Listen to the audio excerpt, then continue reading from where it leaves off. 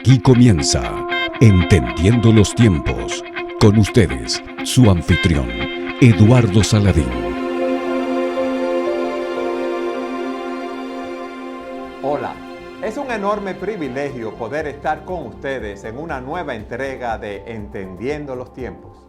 Damos gracias a Dios por concedernos seguir entendiendo los tiempos en que vivimos conforme a las enseñanzas de la palabra de Dios.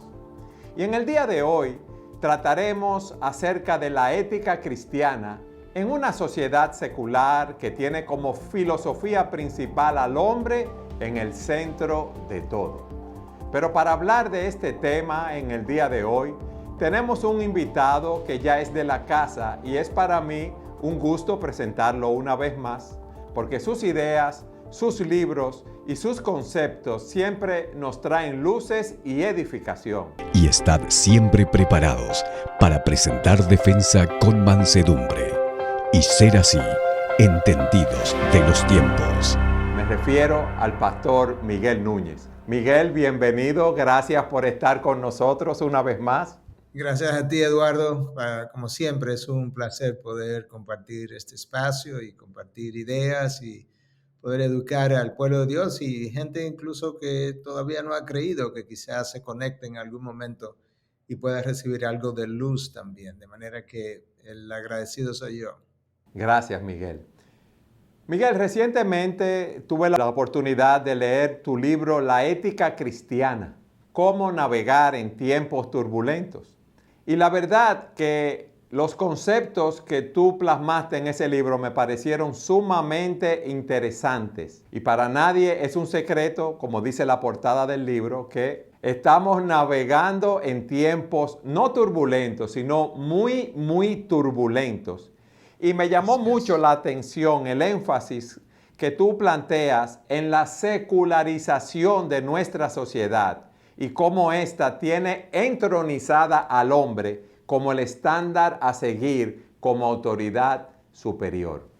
¿Podrías hablarnos de esto y decirnos por qué debemos entender el secularismo que vivimos actualmente? Sí, claro.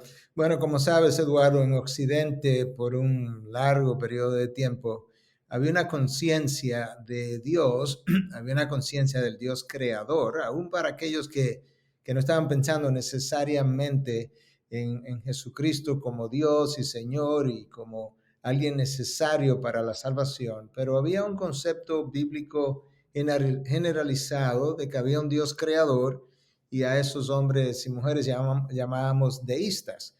Pero ese deísmo en Occidente básicamente tenía como fundamento el hecho de que ese Dios creador había puesto en el corazón del hombre una ley moral, de la cual habla Romanos 2. Pablo habla de esa ley, ¿verdad?, escrita en nuestros corazones.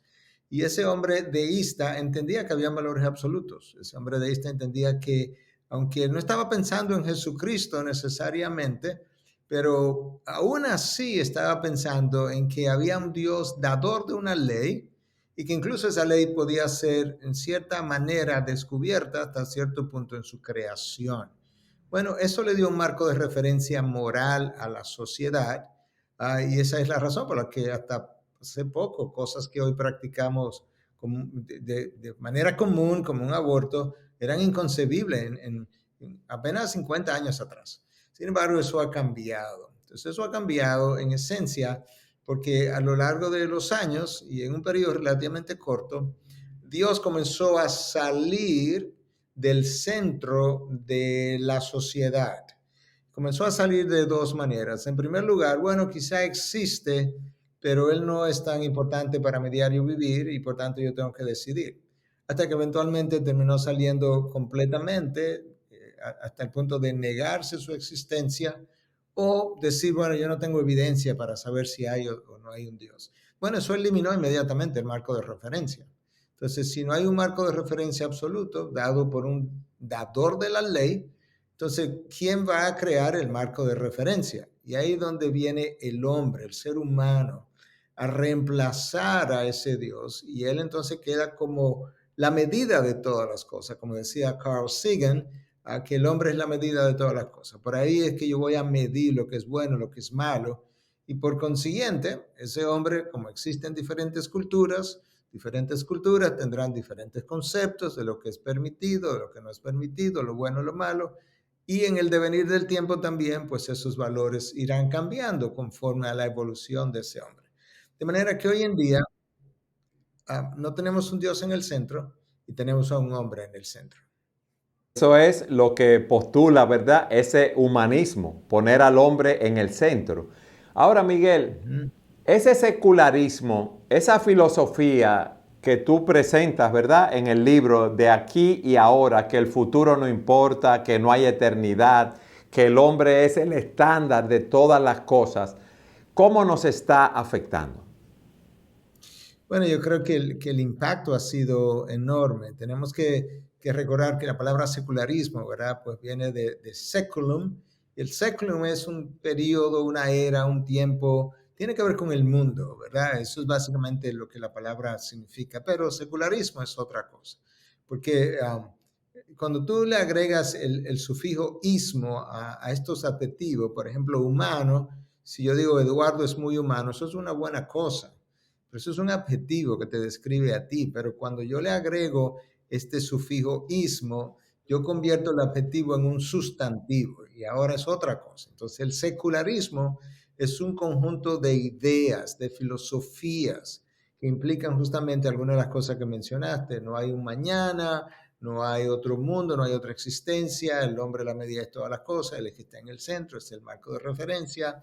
Lamentablemente, todo lo que permea una sociedad, impacta una sociedad, bueno, termina impactando todas las áreas de la sociedad, la familia, la iglesia, los seminarios, los gobiernos, las instituciones educativas. Y ahí es donde nosotros estamos hoy, que de una u otra manera, algunas de estas instituciones o han abrazado el secularismo por completo, o han tomado ese secularismo y lo han unido como ha pasado en muchas iglesias, lo han unido a creencias que ya tenían y ahora no tienen ni un humanismo completamente, tampoco tienen un cristianismo bíblico y ahora lo que hay es un cristianismo secularizado que no es cristianismo, porque eso no existe. Y entonces el cristianismo pasa a ser básicamente una creencia religiosa más que tiene un cierto valor moral, pero no tiene el peso de regular la vida de los hombres, no tiene el peso de dejarle ver al hombre que él tiene que rendir cuentas, que hay un juicio final, que hay una condenación y hay una salvación.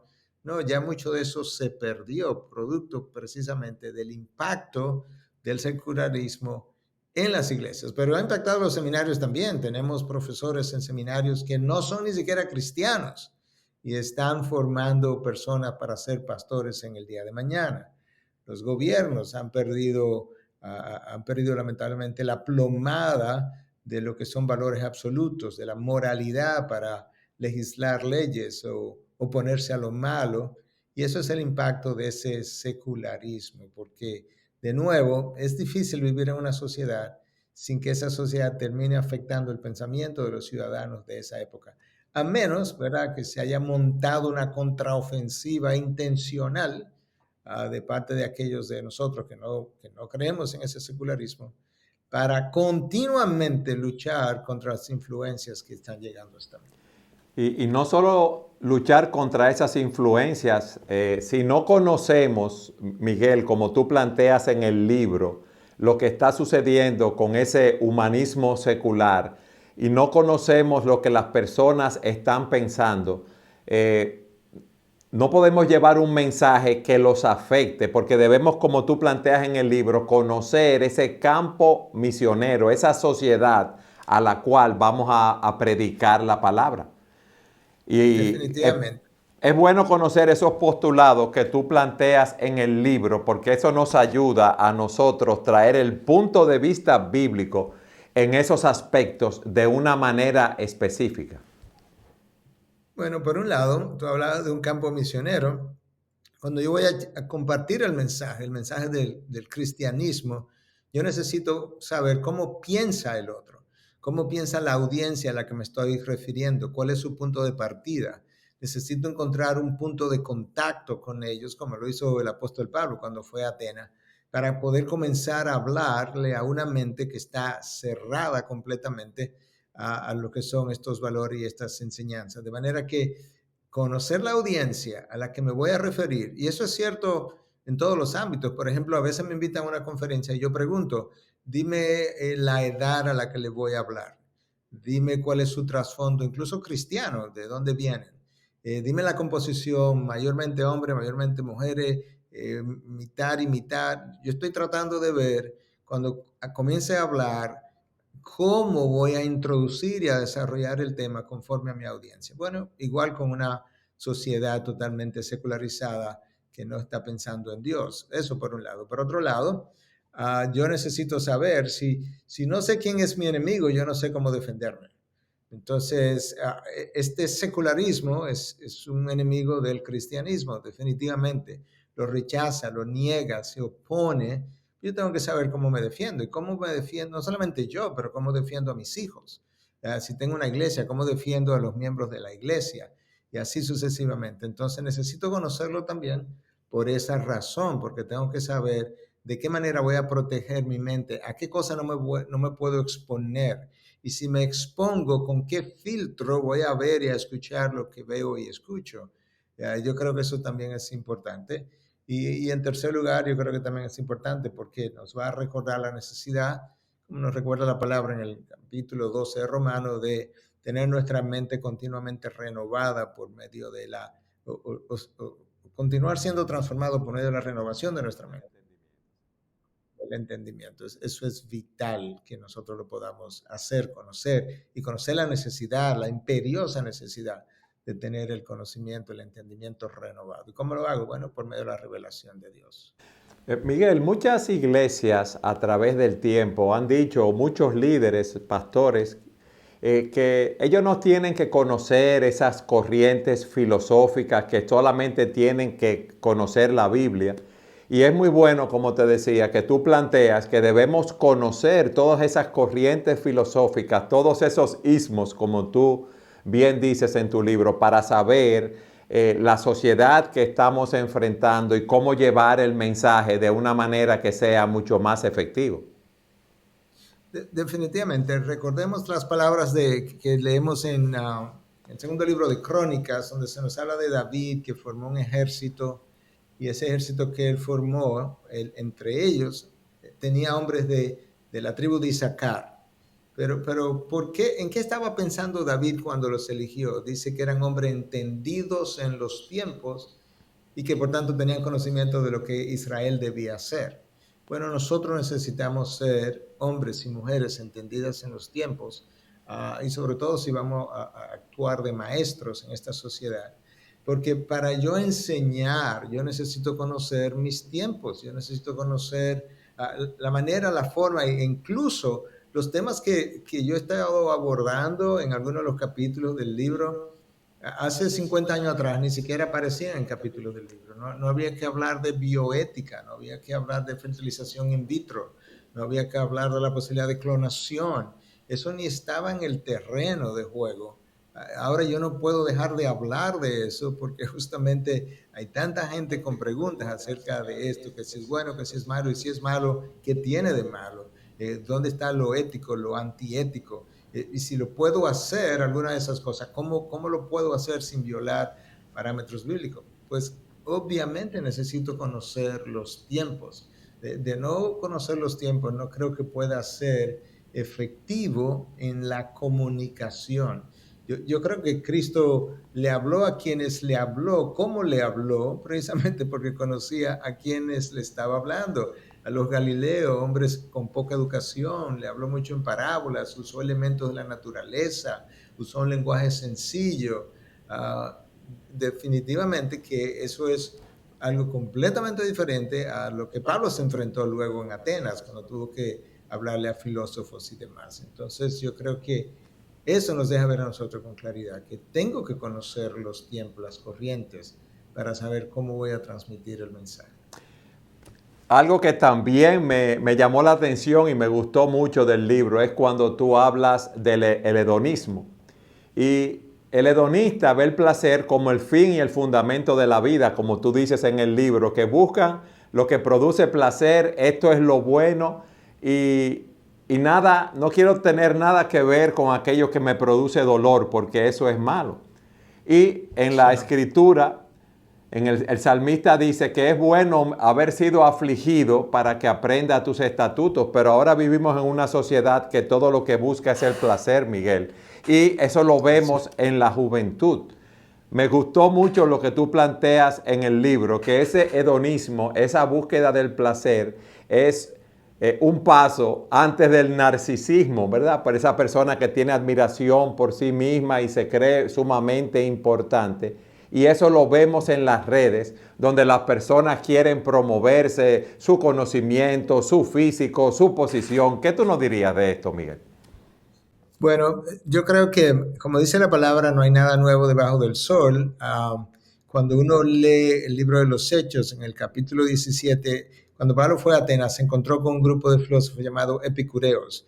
Y los epicureos eran los hedonistas de aquel entonces. Eran gente que creían en el placer, en el huir del dolor por medio del disfrute del placer.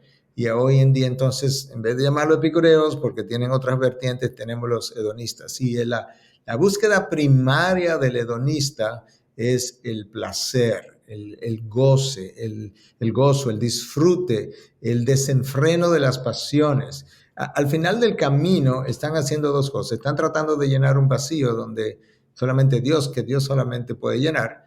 Pero por otro lado, están tratando de escapar de una realidad dolorosa, una realidad, valga la redundancia, real, una realidad palpable del dolor, del sacrificio, de la dificultad de este mundo. En vez de lidiar y encontrar cuál es la respuesta de eso, entonces prefieren escapar.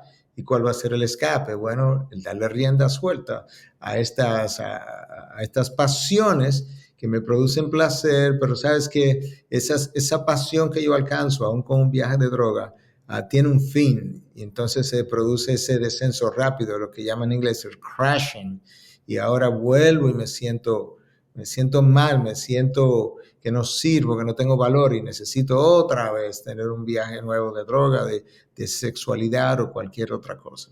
Y obviamente, ¿verdad? Nada se queda como estático. Eso siguió evolucionando y hoy tenemos una epidemia, como la han catalogado algunos autores, de narcisismo. En el año 2010, un par de autores escribieron un libro de la epidemia narcisista.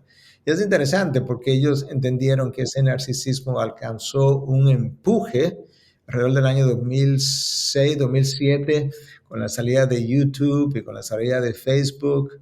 Y ahora todo el mundo, como yo creo que todos sabemos, es como que todo el mundo está ahí en las pantallas diciendo, mírenme a mí, estoy en un restaurante, estoy con Eduardo Saladín, estoy con fulano.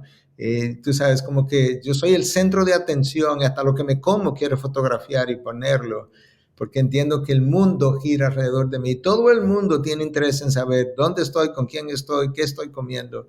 Y obviamente entonces esta proliferación de redes sociales ha alimentado mi ego, mi sentido de importancia, de cuánto yo valgo, acompañado de una serie de libros, de artículos, de revistas que están todas diseñadas precisamente para levantarme el ego y darme un sentido de autoestima muy por encima de lo que yo realmente pudiera valer. Pero me lo creo porque eso me hace sentir, lamentablemente. Pero fíjate algo, Miguel, lo que te decía. Si uno no conoce esas corrientes filosóficas, quizás no puede interpretar, no entiende lo que las personas están pensando y por qué están actuando de esa manera. Y quizás no sabemos cómo llevar el mensaje de una manera más efectiva. También tú hablabas del materialismo. Cómo las cosas materiales son importantes para las personas porque nos dan valor. Y tú dices en el libro que las personas adquieren bienes para sentirse mejor. Es que si yo no tengo nada a mano, si yo no tengo bienes materiales, yo no soy nadie. Es que esas personas no saben que nuestro valor viene dado porque somos creados a la imagen de Dios. Precisamente, quizá no lo saben.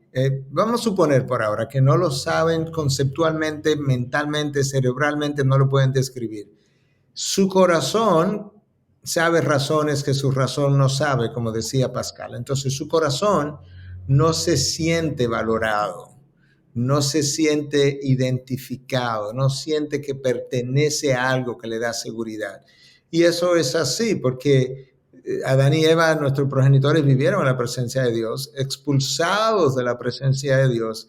Ahí ellos perdieron, y nosotros también ahora, todo lo que nos podía dar seguridad, identidad, sentido de valor, porque estábamos en Dios, en su presencia. Entonces, ahora que me siento así, bueno, pues en vez de regresar a donde estaba ese valor, lo que el hombre ha hecho es comenzar a buscar por sus propios caminos lo que él entiende que le da valor. Y eso es un camino materialista. Entonces pienso que el dinero me da fama, me da reconocimiento, me da poder, me da una buena casa, me da un buen carro. Dios ha bendecido hombres en la Biblia con dinero, con prosperidad. Ese no es el problema. El problema está cuando mi valor, mi identidad, mi seguridad está ahí en las cosas materiales. Y el materialismo tiene como motor precisamente el dinero. Yo creo que si alguien me preguntara a mí qué mueve el mundo, yo diría que hay dos cosas que mueven el mundo. Una es el dinero y el otro es el temor. La gente es movida continuamente hasta para alcanzar grados superiores de educación. Muchas veces el temor de que alguien se me vaya adelante, de que yo no pueda competir mañana en el mercado. La gente habla muchas veces de más por temor a que su opinión no sea oída. A veces la gente se queda en silencio porque tiene temor a expresar lo que piensa. El temor es otro, como dicen en inglés, driving force, otro empuje de la sociedad. Pero el dinero en nuestra sociedad es altamente dañino y es lo que está moviendo nuestra sociedad, lamentablemente. Tú compras placer con dinero, tú compras gente con dinero, tú compras posiciones con dinero, tú compras bienes con dinero, tú puedes comprar sexo con dinero.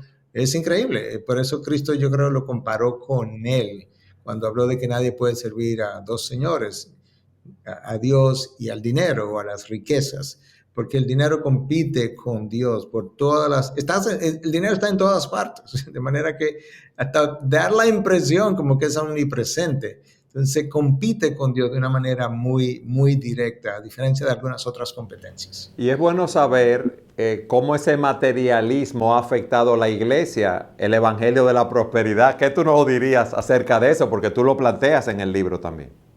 Así es. Bueno, yo creo que ese es su mejor exponente, el evangelio de la prosperidad. Y por eso te decía que a veces estas corrientes que existen en la sociedad entran en un área, en este caso la iglesia, y la iglesia no abraza el materialismo completamente, sino que toma el materialismo y le da un color cristiano. En este caso, eso es el evangelio de la prosperidad. Es materialismo con una pincelada, un par de brochas, por así decirlo, un par de capas de pintura de cristianismo. Entonces se habla de Dios y se habla de Cristo, pero al final es una corriente, es una exposición completamente materialista, donde yo le doy a Dios dinero para que Él me devuelva con creces y continuamente yo sigo dando más y dando más, esperando cada vez que Dios me devuelva en términos materiales. Ni siquiera están, no sé si la palabra es grosero o vulgar o cómo, pero es tan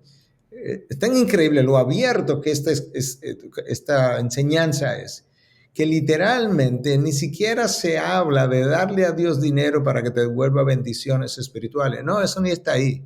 Lo que Dios te va a devolver es salud, y si tú le das no sé qué cosa, $100, Él te va a devolver 10 veces más, pero siempre se habla de dinero, de manera que el dinero se vuelve en esas iglesias el motor de las actividades de la iglesia, igual que pasa en la sociedad. Entonces, por eso es puro materialismo y eso infiltró la iglesia lamentablemente. Pero eso es una herejía. Pero ahí hay muchos. Gracias a Dios que yo creo que hay algunos que han ido saliendo de ahí, habiendo encontrado, habiendo experimentado el vacío que todo eso deja, y han estado buscando una mejor enseñanza. Pero Miguel, también al principio tú decías que nosotros creemos en los valores absolutos que Dios nos presenta en su palabra. Pero me llamó la atención ver cómo esa filosofía ahora del pragmatismo que tú presentas en el libro, que busca una solución práctica a los problemas que enfrentamos, no reconoce que hay valores absolutos, que lo que vale, lo que tiene valor, lo que debemos hacer es aquello que funciona, no importa que violemos los principios de la palabra de Dios. Y esto está afectando de gran manera a la sociedad y las iglesias. A mí me gustaría que tú me dijeras cómo ese pragmatismo está afectando a la iglesia. Bueno, de nuevo, Eduardo, si tú piensas en algo práctico, eso sería como un adjetivo, hasta ahí vamos bien, algo práctico. Es práctico tener una, no sé, una cafetera que hierve el café rápidamente y me lo tomo y no pierdo mucho tiempo. Eso es práctico y eso es bueno. La corriente eléctrica es algo que nos permite hacer tantas cosas que en el pasado no se podía y eso es práctico, eso también es bueno. Cuando le agregamos el sufijo ahora de nuevo, pragmatismo, ahora nos estamos refiriendo a una corriente filosófica, ideas. ¿Y qué es lo que esa corriente filosófica plantea? Que verdaderamente lo bueno es lo que funciona. De tal forma que ahora yo no voy a medir lo que es ético y antiético por un valor externo al ser humano, a un marco de referencia que está por encima de él, sino que yo lo voy a medir en términos de cómo funciona. Si funciona bien, entonces bueno. Si no funciona bien, entonces no puede ser bueno. De hecho, yo recuerdo estar hablando con un cardiólogo en Estados Unidos y le pregunté, él era judío, y le pregunté que si practicaba su judaísmo. Me dijo que no. Y le pregunté que por qué. Y entonces me dijo, bueno, porque no es práctico. Bueno, ahí está. O sea, no es algo que interfiere con su tiempo, el domingo, el sábado, que es lo que ellos toman, ¿verdad? Para descansar, ir al templo y demás. No le era práctico con el resto de su vida. Eso ha infiltrado la iglesia porque ahora, de repente, nosotros comenzamos a evangelizar y cambiamos la manera de evangelizar, cambiamos el contenido del evangelio para presentar esa verdad de una forma que sea como más fácil de tragar para el hombre moderno, más práctico, que no le exija tanto, que no le exija un costo. Y de repente ahora yo tengo supuestamente grandes cantidades de conversiones, pero no fue a un cristianismo bíblico, fue a una practicalidad del cristianismo. Cuando ese hombre se encuentre en su vida más adelante que esto no me está funcionando como yo quería, yo voy a abandonar ese cristianismo, porque yo lo que compré no fue la fe cristiana, yo compré una practicalidad del cristianismo que me vendieron, que si yo venía a los pies de Cristo todos mis problemas iban a estar resueltos, mi matrimonio se iba a arreglar, yo iba a poder criar mis hijos de la manera como se deben criar, y la vida no es así, y cuando encontramos esas sorpresas, entonces ahora abandonamos el cristianismo verdadero, porque me engañaron, por así decirlo. Pero la iglesia es culpable de eso, lamentablemente, porque estamos muy atentos de los números, de traer gentes y no de desarrollar verdaderos discípulos, aunque sean menos. Miguel, todas esas corrientes filosóficas que hemos visto brevemente y tú las has aplicado a la sociedad de hoy, tienen en común la ausencia de valores absolutos. Nos quedan 2 minutos de programa. ¿Cómo podemos estar preparados para enfrentar una sociedad como la que tú nos describes, que está tan secularizada? Bueno, lo cierto es que yo no puedo confiar en mi sabiduría o la sabiduría del hombre para evaluar lo que el mismo hombre está enseñando, porque yo sería juez y parte. Aparte de que yo tengo una mente caída que tiene grandes limitaciones. Entonces yo necesito algo, como si fueran unos lentes que me lo provea el creador, que es el que verdaderamente ve las cosas como son, como la realidad es. Esos lentes que Dios provee es lo que nosotros llamamos una cosmovisión bíblica. Una cosmovisión bíblica es una visión del mundo y de la vida. Con esa cosmovisión yo puedo analizar objetivamente lo que está en la sociedad y lo que está en mi propia vida, porque es algo que yo no he creado, es algo que el creador ha revelado, ha puesto en su palabra y me ha dicho, mira, ponte mis lentes y tú vas a ver las cosas como son. Entonces, el discernimiento, como dice el autor de Hebreos en el capítulo 5, yo lo obtengo por medio del consumo del alimento sólido, que es su palabra. Su palabra me provee esos lentes para yo poder analizar la realidad que me rodea, en todo el sentido de la palabra, no solamente lo físico, pero lo emocional, lo espiritual, lo práctico y no práctico. ¿Dónde comienza lo bueno? ¿Dónde comienza lo malo? Algo que es práctico, ¿por qué puede ser determinado como malo, intrínsecamente malo? Bueno, viola un valor ético, un valor que va más allá de los límites que el Creador nos dio. Entonces, como el tiempo es limitado, voy a ir cerrándolo ahí diciendo, Dios nos dio unos lentes que llamamos cosmovisión, lo reveló en su palabra, esa cosmovisión. Con ella yo puedo saber dónde están los límites de mi andar. Y aquellas cosas que traspasan esos límites, son entonces malas para mí, para la humanidad. Aquellas cosas que permanecen dentro de los límites, que los puedo ver con estos ojos, entonces son las cosas que serían aprobadas por Dios y que a mí me van a bendecir, me van a ayudar y a la sociedad también. Amén. Miguel, me gustaría que hiciésemos otro programa u otros programas en plural para seguir analizando el libro, porque presenta todas estas corrientes, todas estas ideas que han invadido la sociedad de una manera muy práctica, como ya te he dicho. Quiero darte las gracias nuevamente por estar con nosotros y hacer el compromiso de que seguiremos analizando el libro. Sí, cómo no, Eduardo. Gracias a ti nuevamente y conversaremos acerca de esa otra fecha. Y gracias a todos ustedes por habernos acompañado en un programa más de Entendiendo los Tiempos.